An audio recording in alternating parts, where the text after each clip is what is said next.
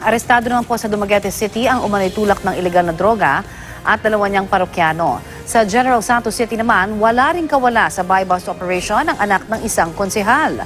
Ang mainit na balita, hatid ni Mariz Umali.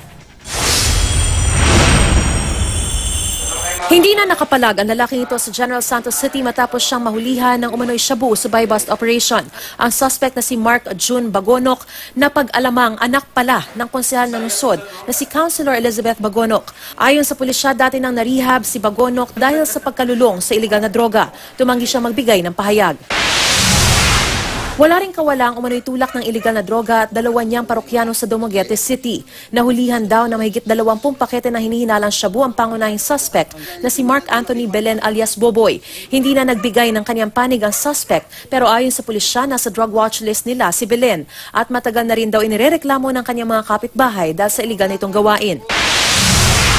Balikulungan ang umano'y drug suspect sa Balayan, Batangas. Ayon sa pulisya, nahulihan nila ng mga pakete ng hinihinalang shabu ang suspect na si Roy Gomez.